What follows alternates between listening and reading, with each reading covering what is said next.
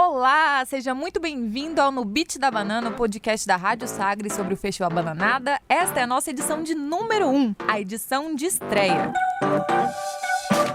Eu sou a Paula Falcão, do Aproveite a Cidade, e apresento esse podcast ao lado de Gustavo Saboia. Oi, Paula! E aí, galera, tudo jóia? Eu sou o Gustavo Saboia, sou diretor de arte e sonoplasta. Então eu tô muito feliz de apresentar este podcast e também de sonorizar ele. E vai ser lindo falar sobre o Bananada, eu amo esse festival. Nessa edição, a gente conta pra você detalhes sobre o Bananada 2019. O festival que acontece entre os dias 12 e 18 de agosto em várias casas de Goiânia, no teatro e com 3 noites de show no Shopping Passeio das Águas, lá onde vai ser a arena principal do festival. E hoje a gente recebe aqui no estúdio produtor cultural, dono de empreendimentos na área de entretenimento em Goiânia, tour manager da Pablo Vittar e DJ, até me enrolei, você viu, né? Lucas Manga! Oi, Lucas! Boa tarde, galera. Oi, Paula. Oi, Saboia. Obrigado vocês aqui por estar me recebendo nessa série incrível de 7 podcasts que vão falar um pouco da gente, um pouco de Bananada. E vamos nessa, pode perguntar que eu tô aqui pra responder. Lucas, a primeira coisa que a gente quer saber, antes mesmo de falar da edição 2019 em si, é pra você contar um pouco de como começou a sua relação com o festival. Então, foi assim, em 2010, eu acho, quase certeza, 2010 eu abri o clube com a Carol Maia, minha sócia. A gente saiu do Metrópolis, a gente estava lá fazendo algumas festas e a gente acabou saindo para abrir nosso próprio rolê. E eu já conhecia o Fabrício do Metrópolis e eu já era frequentador do Bananada pelo menos há uns 3 ou 4 anos. Acho que a primeira edição que eu fui foi 2006, 2007, se não me engano. E a gente começou a programar o El Club. E aí, a primeira semana, na verdade, o primeiro mês de programação do El Club foi todo o Fabrício que fez. Era uma ação da Monstro, em parceria com a construtora na época. E a gente fez Blacktronic Talks, a gente fez os Hellbenders, a gente fez Fabulous Bandits, Dead... Como é que chamava a banda? Dead, alguma coisa, enfim, esqueci. Enfim, e aí eu e o Fabrício a gente se aproximou muito mais nesse período no que diz respeito a trabalho e eu continuando prestando esse serviço lá com o El Club. Acabou que em 2011 ou 2012 mais ou menos, o Fabrício me chamou pra gente fazer uma operação de bar no Bananada, porque até então nos festivais era aquilo, né? Tinha um chopp, que geralmente era o patrocinador que tinha esse chopp, e água. Já era assim, até Lollapalooza, nos grandes, estava bem acostumado. Não existia drink em festival. E a gente, no El Club, a gente tinha entrado com a onda dos drinks e a gente conseguiu criar uma linha de produção de coquetelaria que fugia um pouco dessa alta coquetelaria de bares e coquetéis e conseguia atender uma demanda de balada. E aí a gente fez um bar pequeno lá. Foi meu primeiro ano de Bananada. E aí foi incrível, assim. A gente vendeu pra caramba e foi uma ação do El Club.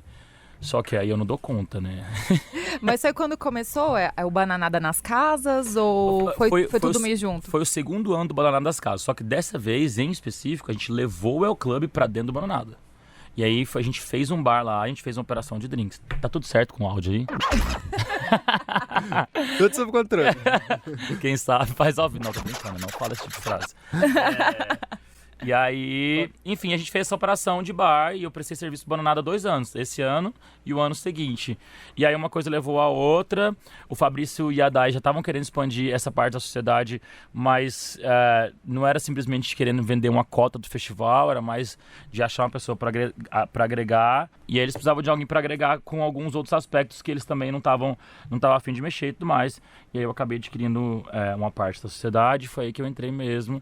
E a gente fez essas 2 últimas edições que foram no Oscar Niemeyer e a última edição agora no Passeio das Águas. E agora eu tô partindo para minha 4ª edição, realmente ativamente na produção geral do festival. A gente conversou com o Fabrício, que também é produtor cultural do evento, e a gente perguntou pra ele qual que era a edição favorita dele na história do Bananada, que já tem aí 21 anos.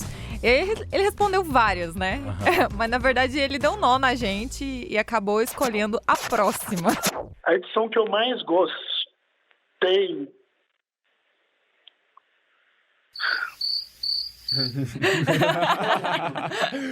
Respondeu pelo silêncio. É difícil, então, Fabrício. Acho que foi a última. Eu acho que a gente conseguiu chegar num formato muito legal. Tem shows que eu piro, né? Mas assim, eu falei da edição da UFG, que teve o Aidene, Jardim Macalé, Macaco Bong, carinho por essa, que foi muito legal. Teve essa edição que foi no Jockey Club, que teve os Lemonheads, que deram um trabalho pra caralho, mas que colocou o Bananada num outro patamar. Eu lembro que teve uma edição no Mate Sererê, onde um teatro tinha cadeira e outro não tinha cadeira, e a gente passou uma semana inteira desparafusando e colocando cadeira no lugar, que foi legal também. Depois o Brandão entendeu que não ter cadeira nos dois teatros talvez fosse a melhor opção. Cara, não sei, talvez a melhor edição seja a próxima, até porque assim, eu vou chegar mais na hora de curtir do que de fazer mesmo.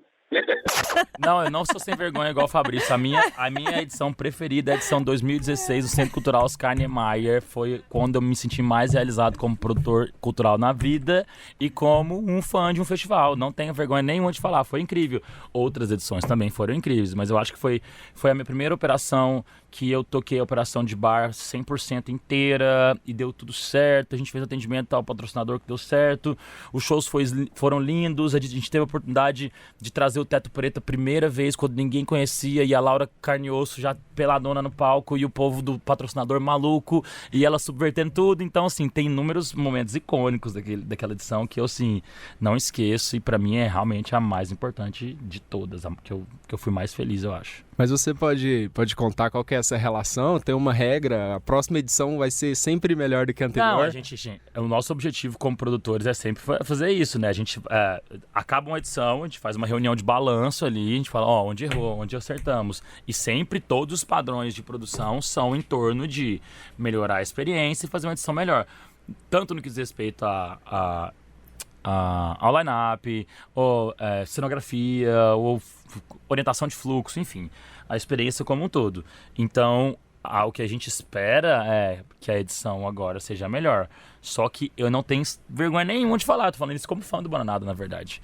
2016 foi foda e pronto, assim. O ano passado foi incrível, assim, porque a gente tava muito assustado. 2016. Será que eu tô misturando 2016 e 2017? Eu tô achando que foi 2017 também. Não, 2016 foi a edição que eu lembro que teve a Skol. Foi o primeiro ano da Skol, foram 2 anos de Skol. Foi o primeiro ano de Skol e foi o meu primeiro ano produzindo ativamente lá no Oscar Niemeyer. A gente tá aqui conversando com Kamika. Foi 2017. Kamika está dando altas dicas aqui. Kamika que está no estúdio. É 2017. Foi 2017, porque a de 2016 foi o que teve o Tropiquilas e foi o primeiro da Lineker que choveu no sábado. Foi isso. Olha, com detalhes. 2016 foi um pouco complicado. Nossa, eu confundi os números, mas é isso. 2016 foi muito complicado. Eu lembro como se fosse ontem. Agora sim, porque a gente não tinha um comportamento de venda de ingresso online tão robusto como agora. Então a gente tinha vendido ali 40% da meta dos ingressos online e a portaria sempre funcionava bem e dava um resultado legal. Choveu sábado a tarde inteira. E aí foi um dia que é o dia de festa, que a gente vende pra caramba e que é incrível. Foi o dia de menor público, porque as pessoas não saem de casa. Não era só uma chuvinha, não. Era assim, uma chuva torrencial. E o festival tava... Ai, eu passei minha cadeira em cima do fio. E o festival... O festival estava preparado para chuva em vários sentidos. Todos os palcos estavam com tenda, todos os bares com tenda, os banheiros com tenda. Só que a arena era toda aberta. É aberta. Né? Então foi bem complicado. E aí 2017 foi o ano que realmente não choveu, que teve carne e osso e teve tudo isso que eu falei. Exatamente. Nossa, 2016 foi desesperador. Deixa eu só situar quem tá nos ouvindo. Que a Kamika tá acompanhando aqui, fazendo vídeos e materiais e produções pro Bananada e pro Lucas. Oi, Kamika. E a Kamika fez algumas intervenções aqui silenciosas. Então, foi isso que interferiu aqui no raciocínio de Lucas Manga. Não, mas só, assim, deixa eu falar, gente. O que eu mais gosto de podcast é esse caráter um pouco mais despretensioso, como se fosse num programa ao vivo de rádio, alguma coisa. Porque realmente a gente pode ou cortar esse conteúdo ou não, entendeu? O que é legal pra caramba é isso, entendeu? Então eu acho que que é válido, mas vocês vão ver, eu sou muito falastrão, eu sou muito desastrado. Eu já pisei no fio 200 vezes aqui, eu não consigo me relacionar muito bem com ele. Com fios. Aqui, ó. Olha, pronto. Eu lembro, falando da edição de 2017, eu lembro da edição de 2017, eu tava lá. Saboia também estava, Saboia? Eu estava lá. O Saboia deve ter ido mais bananado que eu acho. Ele falou que tem uma década de bananada no currículo. É por isso que ele foi selecionado para este podcast. Exato, né? Também. Já deve ter ido mais bananada que eu, facilmente. Mas enfim, eu lembro da edição de 2017, eu lembro do show do Teto Preto, e eu lembro que depois eles foram pro Lollapalooza, se não me engano, no ano seguinte. Foi. Veio Assim, aqui primeiro, depois foi pro Lola. Eu tinha ido... Manga no Mickey. Desculpa. Eu tava em São Paulo, e aí eu fui numa Mamba Negra, que tava no começo do coletivo Mamba, assim, e eu vi Teto Preto. Eu falei, cara, o que tá acontecendo aqui? Tipo, é música eletrônica, mas é uma banda, vai ter um trompetista, e o que é isso? E a menina tá pelada, nossa senhora. E aí, nessa época, eu e Fabrício, a gente tava almoçando com Miranda, que já o tenha, e o Miranda falou assim, gente, a coisa mais interessante que eu vi nos últimos 10 anos no Brasil é o Teto Preto. Vai atrás desse povo, leva esse povo, porque tipo, não tem nada mais interessante e quente nesse momento e diferente do que o Teto Preto. Enfim, a gente foi atrás, conseguimos, fechamos. Só que, tipo, era um show grande, num palco grande, e a gente tava lá, eu tava no backstage, e aí alguém na produção mandou um rádio pra mim, você, tem uma menina andando pelada no camarim. Eu falei, a Laura, tipo, sei lá, ela é do teatro, tá tudo bem, né? Então ela deve estar ali trocando de roupa, pra ela é tranquilo. Ela já chegou no palco, eu ia falar, não pode falar palavrão aqui, né? As pessoas imaginam. Ela chegou dando buçada na cara da imprensa. E assim, o mais interessante, mas aí eu sempre brinco com isso, que o mais interessante foi que no primeiro momento em que ela tava nua foi um choque pra todo mundo, pra mim, que tipo, tem toda essa esteticona, ninguém tá vendo eu fazer entre aspas aqui, mas eu tô fazendo entre aspas, tá?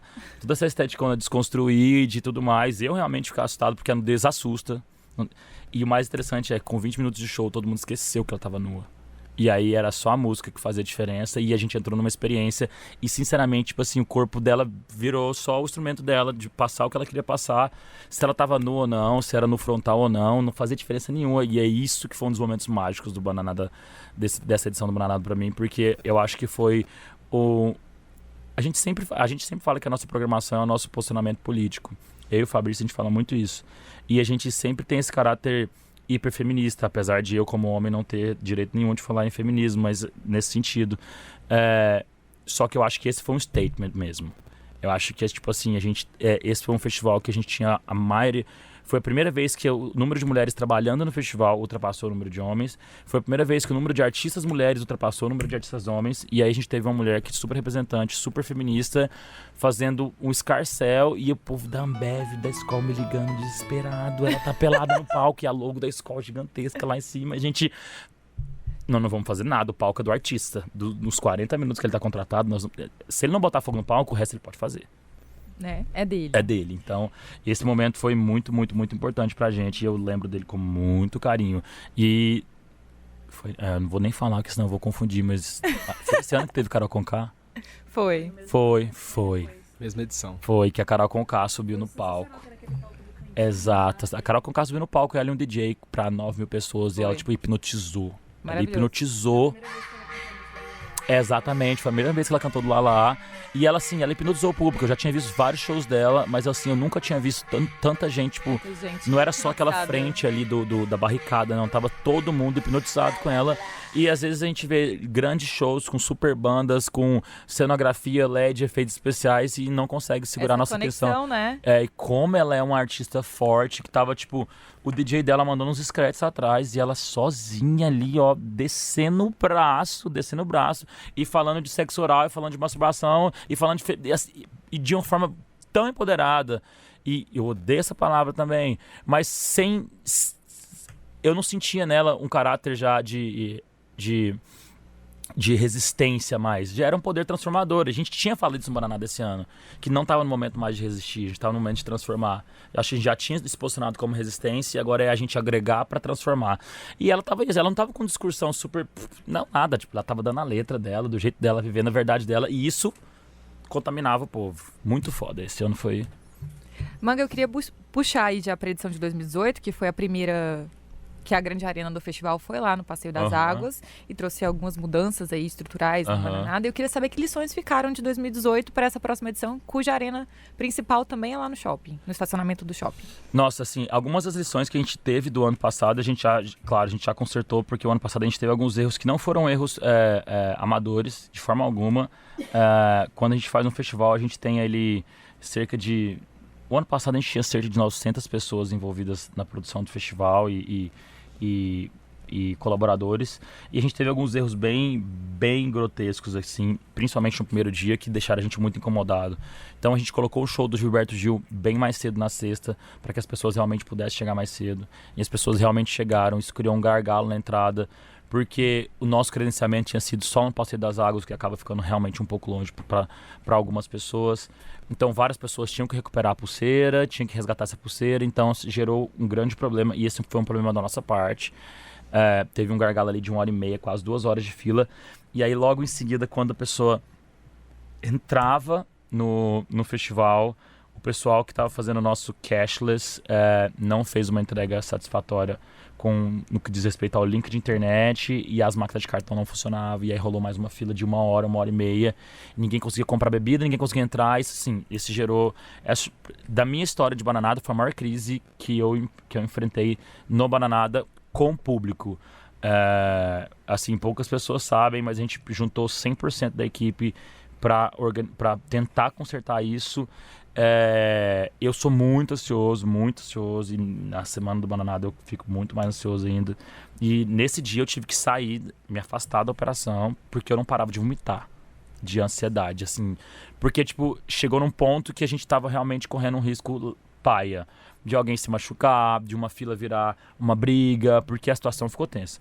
Ainda bem, no máximo em 2 horas tudo se contornou. A gente passou a madrugada inteira consertando tudo. No sábado foi lindo. No sábado foi assim, perfeito. Domingo foi perfeito. Então, assim, ficaram muitas lições. Foi a primeira vez que a gente fez no Passeio das Águas. E, assim, são inúmeras vantagens de fazer lá. Primeiro que a gente tem uma parceria com o shopping há um tempo, e eles nos recebem muito bem. É uma área que tem prumada hidráulica, é uma área que tem energia, é uma área que tem segurança. No penúltimo ano, que foi o último ano do Oscar Niemeyer, a gente teve mais de 200 ocorrências de assaltos. Isso porque a gente colocou 70 seguranças nos estacionamentos. Lá, o ano passado, a gente teve 0 ocorrência de assaltos. Aqui é mais aberto também. 0 ocorrência de vidro quebrado. A gente tem 4.000 vagas para estacionamento, de graça. Então, assim, a gente não pretende... É claro que a gente pretende ocupar inúmeros espaços na cidade, e seria incrível ocupar o Oscar Niemeyer de novo, mas todos sabemos da novela mexicana, que é nosso Centro Cultural Oscar Niemeyer. Então, eu prefiro... a gente está muito, muito feliz de estar lá. E esse ano a gente consertou esses problemas do ano passado. A arena está 60% maior do que no ano passado. Então a gente viu o que estava ruim. Aquela área coberta do ano passado que ficou meio barulhento, não tinha um conforto acústico assim. As pessoas falaram que essa questão... Se sentiram um pouco... Muito acostumadas com a esplanada, que é bem aberta, Exato, né? Então elas se sentiram meio claustrofóbicas com a parte coberta. Naquela parte coberta, que é uma parte que a gente é apaixonado por ela, o que a gente fez desse ano agora? Mais uma vez, o projeto é assinado pelo Ogawa, que é do escritório Leão Arraes, é um grande amigo nosso, e ele assina pelo 3º ano o projeto. A gente usou aquela parte coberta, a gente está chamando que é a Rua Bananada. É um boulevard de serviço, então tudo que envolve serviço está ali, tá um caixa, tá o bar, tá um bar menor, tem lojas e tudo mais. E aí a gente fez 2 arenas e 2 esplanadas diferentes. Então, do lado onde foi a arena do ano passado, a gente tem uma arena 30%, 40% maior, e do lado onde foi a entrada a gente tem uma outra arena aberta. Vai ser a ocupação 60% maior que a do ano passado. 60%. O ano passado a gente ocupou 18.000 metros quadrados do shopping, fora estacionamento, só com o festival. Esse ano a gente está ocupando 30.000 metros quadrados. Então vai ficar bem mais espaçoso, vai ficar bem mais legal, bem mais legal. E 100% da nossa experiência musical é outdoor agora, ao ar livre. A gente acabou com aquele inferninho lá, que é uma delícia, mas é tipo, credo que delícia, Deus me livre que me dera. Mas assim, não tem conforto, não tem conforto acústico, assim. E a gente percebeu isso nos nossos serviços. Isso gera uma ansiedade maior no cliente, isso gera enfim, não é uma vibe que a gente é bananística. E falando da vibe bananística, assim, né? Esse ano o festival, puxando para as atrações, tem Baco Exu do Blues, Duda Beat, Pitty, Otto, Criolo, e uma vasta programação com bandas emergentes, assim, no cenário nacional e internacional. Como que funciona o processo de construir essa programação? Cara, é assim, eu já respondi essa pergunta algumas vezes e toda vez que eu respondo de forma diferente, porque realmente a gente vai falando e vai elaborando como é que acontece esse processo. O Fabrício é o programador principal do festival, então muito do que vem dessa essência e de manter essa essência do festival vem dele. Ele é um puta programador, eu acho que eu sou fã dele por conta disso, apesar de ser apaixonado no meu gordinho.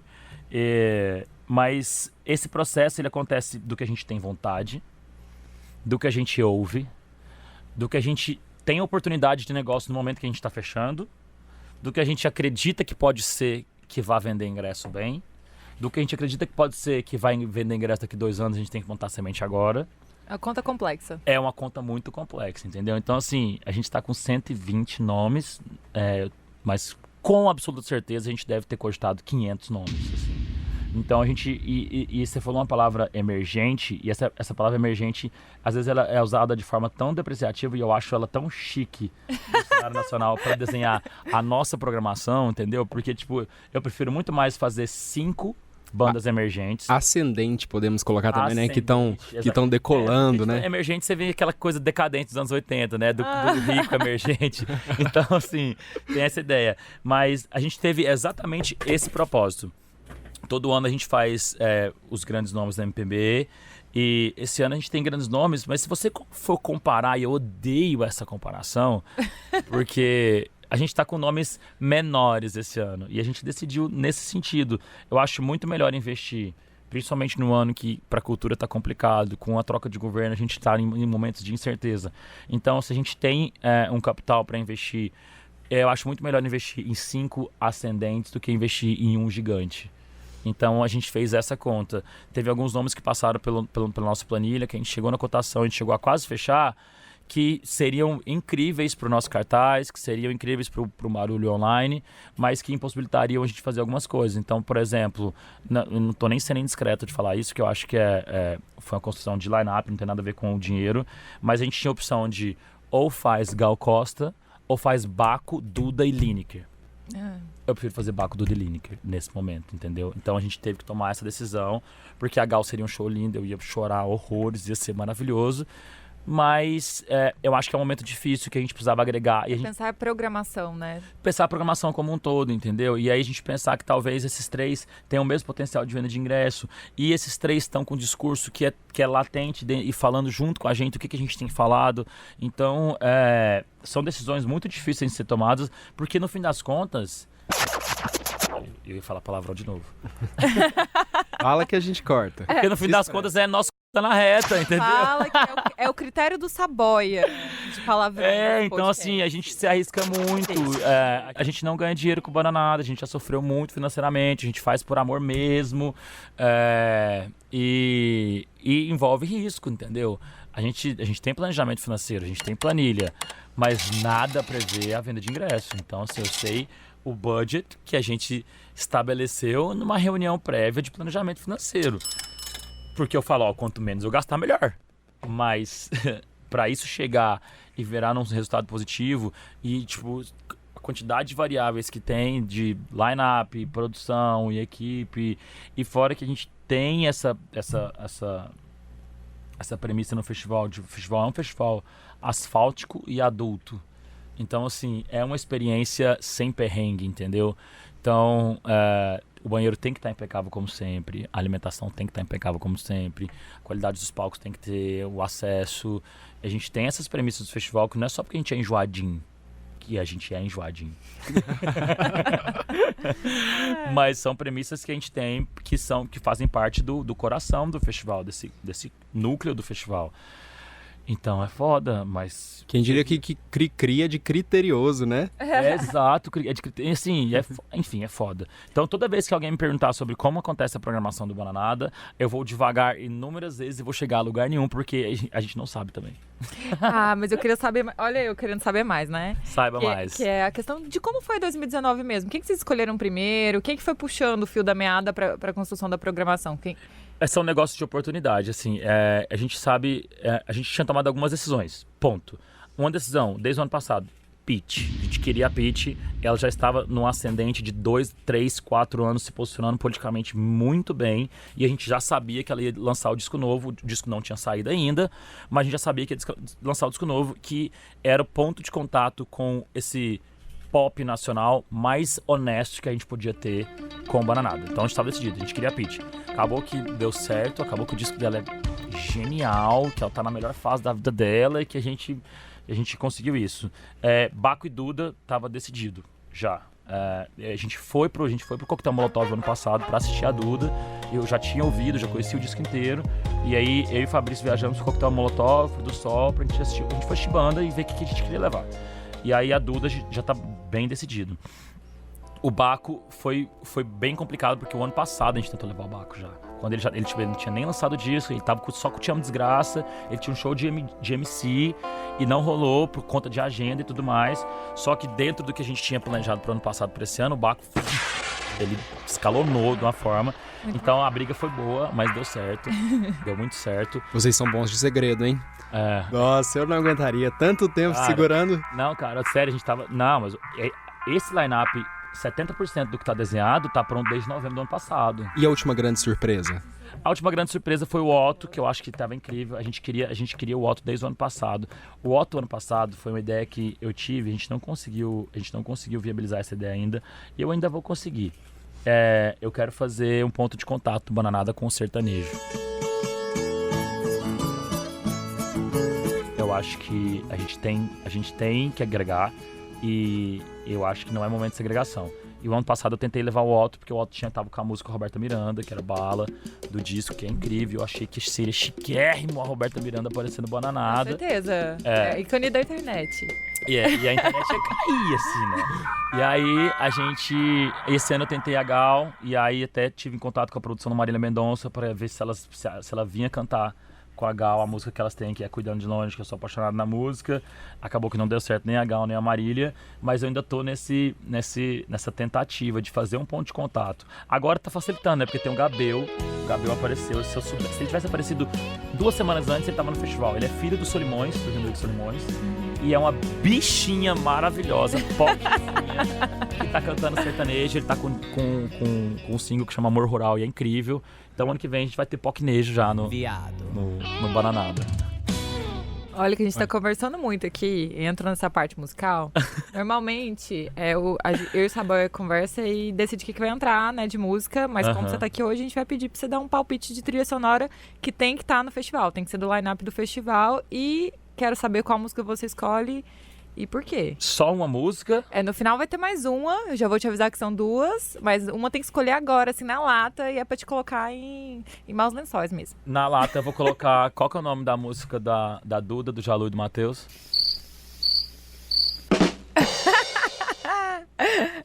Vamos ter que glugar. Eu sou péssimo com o nome, mas eu acho que é a música que representa muito o meu momento de Bananada agora, porque eu acho que a gente vai ter, agora que a gente tá com os patrocinadores todos fechados, a gente tem o nosso palco Tropical Transforma, que é lindo, que é o palco da Devassa, mas esse palco da Devassa, quando a gente tava desenhando o palco, era o palco POC e o palco PUC, que era uma brincadeira com punk. Então a gente tinha um palco de punk rock e um palco de bicha. E aí eu acho que muito do que esse palco POC se transformou no palco Tropical Transforma, eu acho que essa vivacidade que a Duda, que Jalu, que o Matheus, que essa molecada tá vendo, e o Davi, Romaero Ferro, e Trava Business, e a Dai, que é daqui de Goiânia, eu acho que, tipo assim, o Bananada traz grandes nomes para vender ingresso, traz os nomes em ascendência para o pessoal ter aquela catarse coletiva, mas eu acho que esses nomes menores são de mais importante nesse momento da nossa história de Bananada, porque são as sementinhas que a gente planta. Tipo o Jalu, que a gente tem muito orgulho. O Jalu tocou num palco pequeno o ano 2017. retrasado. Depois ele tocou no palco eletrônico e foi o melhor show do palco e tipo fez mosh na galera. E esse ano ele tá indo pro palco principal. Então essa é a história que a gente espera pra uma banda. A gente apostar numa banda esse ano e ela tá num showcase esse ano. O ano que vem tá num palco mediano e depois ir pro headline. Eu acho que isso completa um ciclo de trabalho nosso que é muito lindo. E é claro que é mérito 100% do artista, mas a gente poder ser um degrau nessa plataforma do artista é incrível. Aí, essa mesmo! Então pra vocês aqui no Beat da Banana, Duda Beat, com Matheus, Carrilho e Jalu. Chega! Você domina todos os meus pensamentos e eu não nego que eu quero envolvimento, vai. Você domina todos os meus pensamentos e eu não nego que eu quero envolvimento, vai. Eu, tão bonitinha, zela por mim, vivendo em paz a minha solidão. Nem de romance eu estava afim, você chegou e me deixou no chão. Como foguete sem mais nem porquê, tirou o rumo da minha expressão. Agora não sei mais como viver sem ter você na minha. Chega de tanta bobagem, de tanta besteira. Sei que você sabe se eu entrei na brincadeira. Vai dar ruim, tá bom, ou tanto faz. Chega de tanta bobagem, de tanta besteira. Sei que você sabe se eu entrei na brincadeira.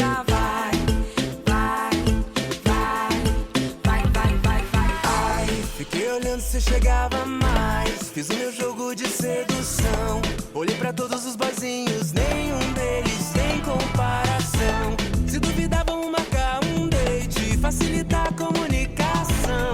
Olha, eu juro que se tu me pega, tu não esquece. Chega de tanta bobagem, de tanta besteira. Sei que você sabe se eu entrei na brincadeira. Vai, tá ruim, tá bom, ou tanto faz. Chega de tanta bobagem, de tanta besteira. Sei que você sabe se eu entrei na brincadeira. Vai, dá ruim, dá bom, ou tanto faz.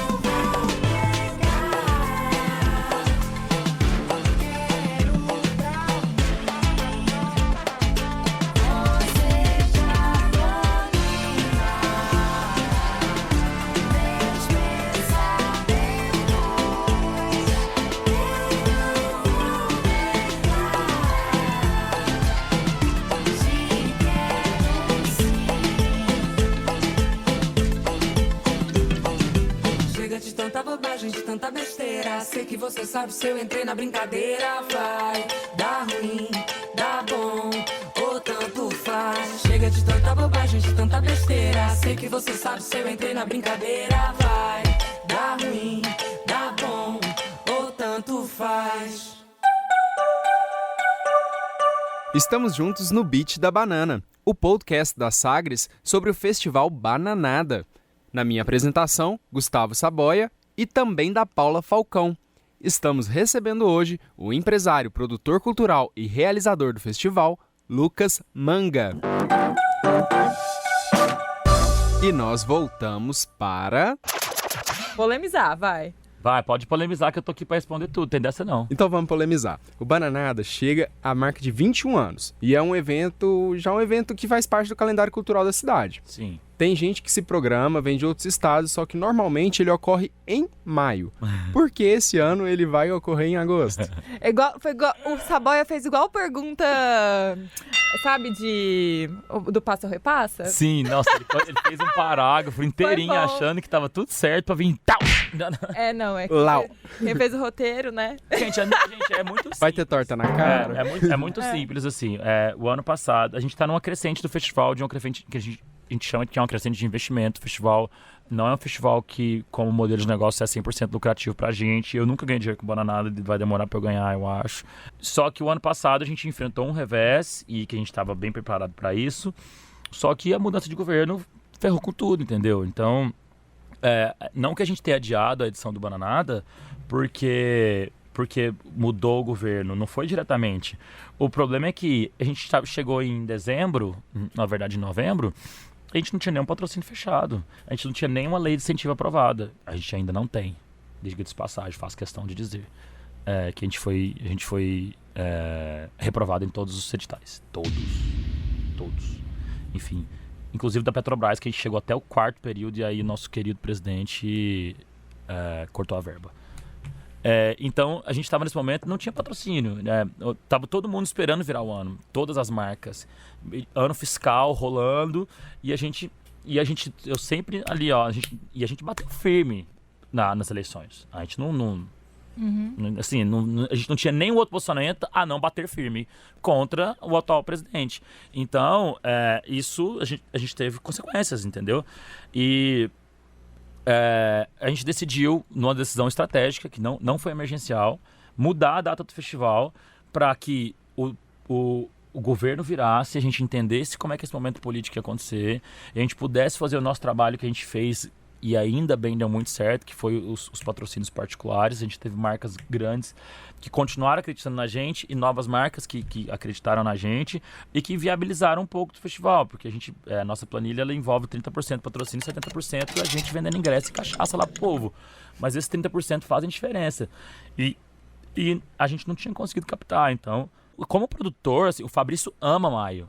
Ama, porque tem uma questão, tipo, ele sempre fez em maio, o festival começou como um mini festival para ele tocar com os amigos dele, depois virou quase que uma posição de resistência à Feira Agropecuária, e eu acho que hoje já nem tem mais isso, a Feira Agropecuária nem acontece simultâneo, mas enfim, pra gente, como produtor, agosto é muito melhor.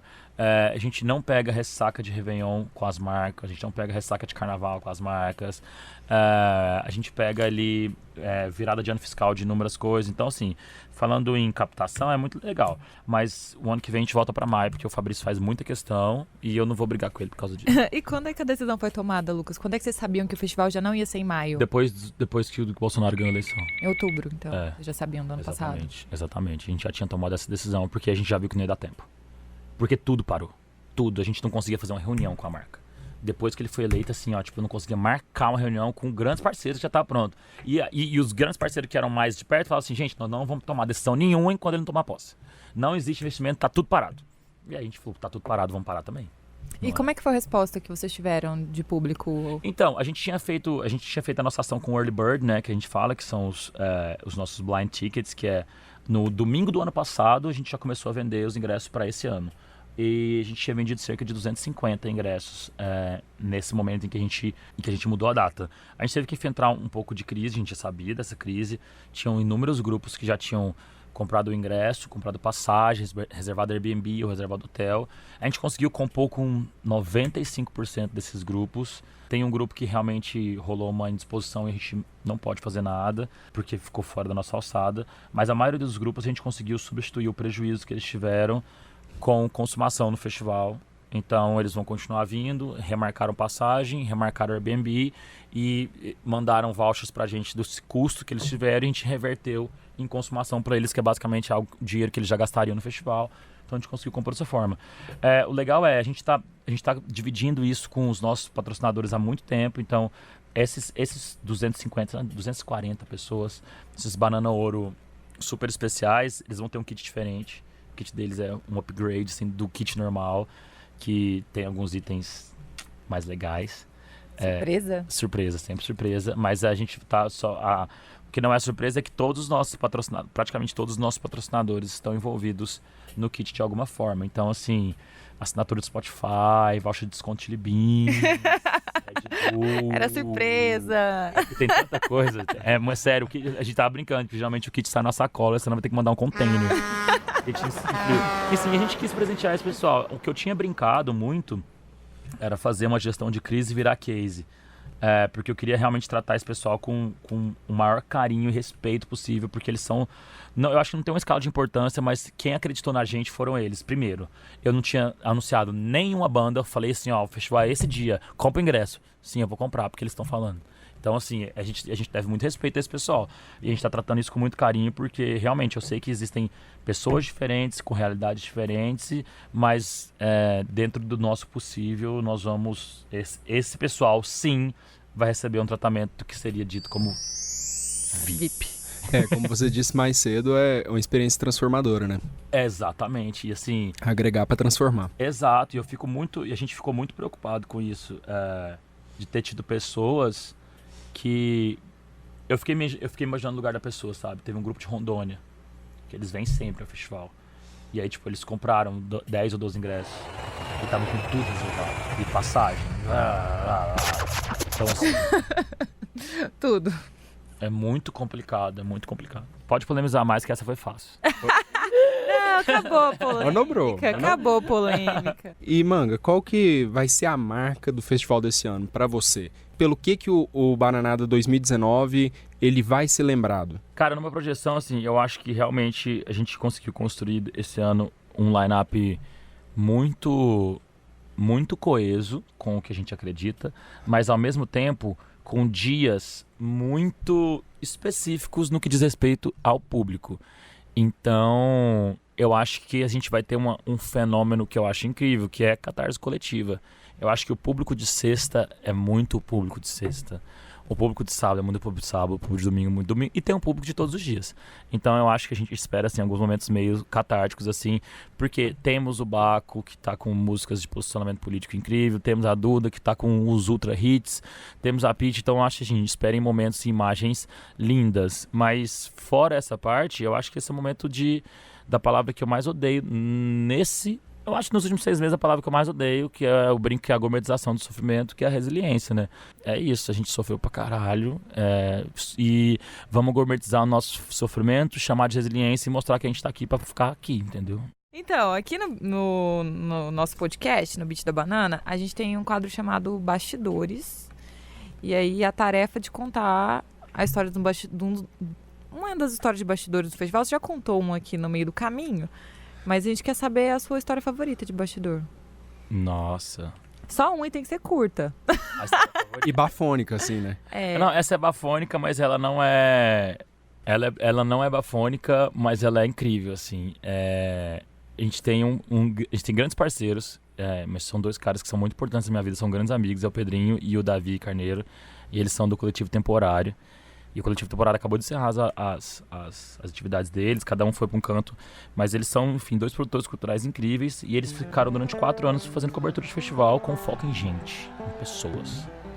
Então, assim, nos últimos 4 anos eles me entrevistaram, e nos últimos 4 anos eu terminei as entrevistas aos prantos, mas o ano passado o Davi teve a oportunidade de estar no camarim com o Gil, nos 10 minutos antes dele subir ao palco.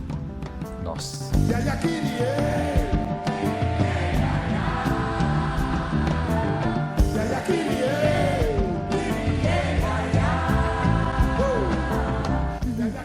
E aí eu acompanhei e é assim, a ansiedade dele e a insegurança dele é exatamente a mesma de um adolescente que tá indo dançar valsa a primeira vez na festa de 15 anos. É lindo de ver o quanto ele é humano e o quanto ele tava assim, batendo os pezinhos e ansioso e aquele negócio. E aí, tipo, ao mesmo tempo ele dava entrevista e ele toca em todo mundo e conversa com todo mundo. E aí vem enfim, assim, foi um momento mágico de bastidores que eu vi provavelmente um dos maiores artistas da história da música mundial no maior momento de fragilidade e entrega dele, que é o momento do gargalo pré-palco. Foi esse é o bafo do bafo do bafo. Teve a Laura Carne-Osso Pelada também, que foi um grande bafo. Teve alguns bafos que a gente prefere não contar. Que, tipo, assim, que acaba expondo pessoas de forma não positiva, né? Que sempre tem. Teve uns artistas aí que sumiram e apareceram só um dia depois. Mas isso é o básico. Mas eu acho que um momento lindo, assim. Vários momentos lindos do Bananada envolvem essa captação de imagens que a gente faz lá, entendeu? A gente sempre tem uma equipe fora da... o Media Ninja está com a gente já no 3º ano, mas a gente tem uma equipe de um conteúdo editorial mais lúdico, assim, e a gente vai fazendo esses posicionamentos. Então tem umas entrevistas com o Baiana System que são lindas. Os últimos 2 shows do Baiana System foram incríveis, foram os shows que eu escolhi para assistir, porque sempre foi o último do festival, então o festival já estava entregue, então foram importantes para mim também, porque, tipo, acho que foi meu grito, assim, tipo, acabou e vamos pro ano que vem.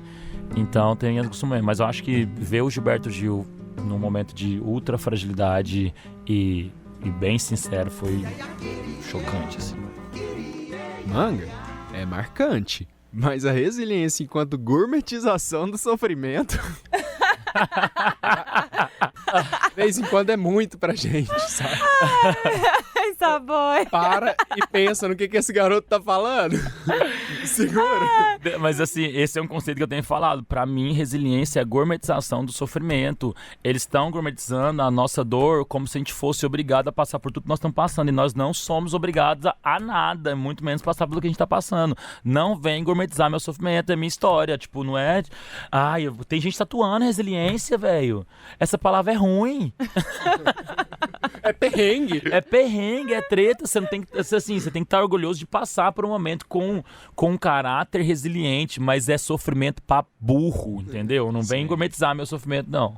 Nossa, sincerão do Saboia, muito bom, Saboia.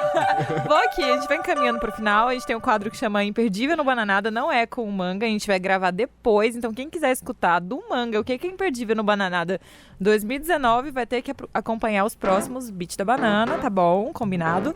Então, a gente vai ver quem gravou pra gente o Imperdível no Bananada hoje. Oi Paula, oi Saboia, tudo bem? Aqui é o Janor do Coletivo Tropicaus. O Bananada esse ano vem com diversas atrações de vários estilos, para todos os gostos, e eu destaco durante a semana a presença do Otto no Teatro Goiânia na segunda-feira. Na quarta-feira eu destaco o show de 20 anos do Hurtmout, uma banda instrumental de São Paulo. É bem importante, que já acompanhou o Marcelo Camelo em turnê. Na mesma quarta eu destaco a presença do DJ Taíra no RTT. DJ e produtor bem importante de São Paulo. E na quinta-feira a presença do Guisado no Teatro Goiânia também. No final de semana eu destaco a presença do Edgar, rapper de São Paulo, Lued Luna, uma mina muito boa também, o Black Alien, show clássico que tem um pessoal que tá esperando esse show aí também, disco novo, é bem esperado esse show, Felipe Cordeiro, o João Donato com a Tulipa Ruiz também, um dos grandes destaques do Bananada esse ano. Frente Cumbieiro da Colômbia, é uma banda instrumental chamada E a Terra Não Me Pareceu Tão Distante, vale dar uma atenção para essa banda. O Criolo, que dispensa comentários. Bexiga 70, uma banda de afrobeat de São Paulo também, que mistura ritmos brasileiros com ritmos africanos. Bem interessante esse show também. Teto Preto, uma banda de Portugal chamada Paus. O Metá Metá, um sound system de São Paulo formado por minas chamado Feminine Hi-Fi, que da cultura ali de reggae ali de São Paulo bem forte, é um destaque bom também. E para finalizar, os da casa, né, Bulgarins aí, sempre com um show muito bom, misturando psicodelia e um rock bem feito. E esses são os meus destaques aí do Bananada. Muito obrigado aí pelo convite. Um abraço aí pra vocês e que o podcast dê certo aí. Valeu. E aí, Saboia, você gostou da nossa edição de estreia do No Beat da Banana? Acho que a gente tá estreando super bem. Tá muito linda essa edição. Gostei muito. A gente mandou ótimo, eu acho. Tô benzaço. Lucas Manga, eu queria agradecer a sua presença aqui no estúdio. Foi muito legal ter você aqui, de verdade. Legal, muito legal. Eu fui também estar aqui nessa sessão de psicanálise, entendeu? Eu chorei pelo menos Fala que eu te 4, escuto. 5 vezes. Muito obrigado por me ouvir. Esse tanto de verborragia que eu solto, que às vezes umas coisas têm sentido e outras nem tanto. Não, e antes que a gente esqueça, tem mais uma música pra você escolher que vai encerrar essa edição do Beat da Banana. Já sei qual é. Já sei qual é. Já fala pra gente, então. É Te Conecta da Pitty. Eu tô ouvindo o álbum da Pitty realmente de fanzoca. Não tô fazendo merchan aqui. Eu ouço o álbum da Pitty todo dia. E aí, o que eu amo em Te Conecta, que é uma música que tá mais pro fim do álbum, é um dub que não tem uma letra fácil, é um ritmo que não é simples, e ela escolheu isso como single principal. Ela tá cantando isso em Altas Horas, tá cantando isso em Tudo Quanto é Canto, e é o single principal. Então, tipo assim, ela tem 2 músicas de rádio que podia estar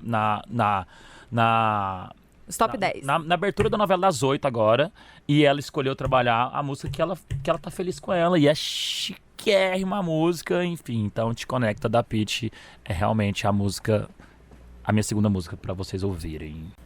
Então tá, com Te Conecta da Pitty, a gente vai despedindo da primeira edição do No Beat da Banana. Eu, Gustavo Saboia e Paula Falcão, agradecemos a sua audiência por ter escutado a gente até aqui, e a gente quer estar com vocês na próxima edição. E acompanhe nossos podcasts, o podcast em todas as plataformas e aqui também na programação da Rádio Sagres. Até a próxima. Tchau, tchau. Tchau, obrigado Rádio Sagres, obrigado, aproveite a cidade pelo convite, foi demais. Para pra pensar se esse é o teu lugar.